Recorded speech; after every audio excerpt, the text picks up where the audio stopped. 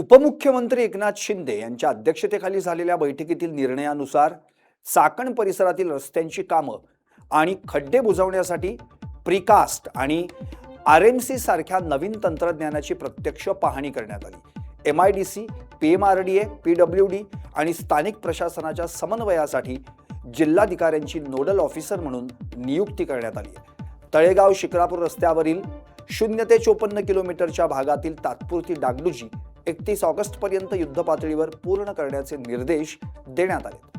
दरम्यान उद्योजकांच्या स्थलांतराच्या चर्चेला उद्योगमंत्री उदय सामंत यांनी फेटाळून लावत उद्योजक संघटनांशी सकारात्मक चर्चा सुरू असून विरोधक केवळ राजकीय पोळी भाजत असल्याचा आरोप त्यांनी केला।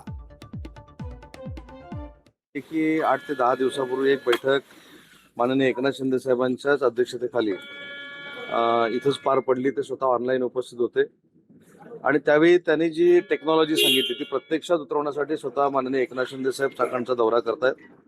आताच मी ज्या प्रमुख चाकणच्या संस्था आहेत उद्योजकांच्या त्यांच्यावर देखील चर्चा केली। अजून त्यांच्या काय अपेक्षा आहेत आमच्याकडनं त्याची देखील माहिती घेतली।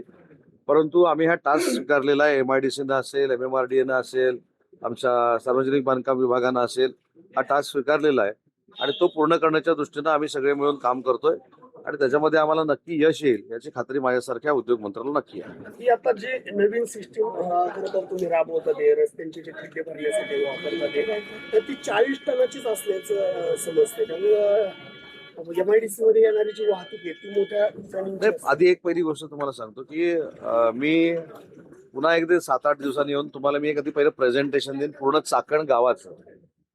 चाकण गावामध्ये MIDC कुठे आहे, MIDCच्या मधून जाणारा रस्ता हा कुठच्या डिपार्टमेंटचा आहे, MIDCच्या पूर्व बाजूला काय आहे, पश्चिम बाजूला काय आहे, उत्तर बाजूला काय आहे, दक्षिण बाजूला काय आहे, याचा देखील माझी आपल्याला विनंती आहे की थोडा आपण अभ्यास माझे सहकारी म्हणून करण्याची आवश्यकता आहे। कारण चाकण म्हटल्यानंतर चाकण MIDC हे आपल्या सगळ्यांच्या डोळ्यासमोर येतं आणि स्वाभाविक आहे चाकण MIDC येणार कारण देशातली सगळ्यात मोठी MIDC आणि चांगले उद्योग हे चाकण MIDC मध्ये आहेत। पण हे करत असताना याच्यातली काही कामं ही सार्वजनिक बांधकाम विभागाची आहेत, काही कामं ही PMRDA ची आहेत, काही कामं ही PMCC ची आहेत।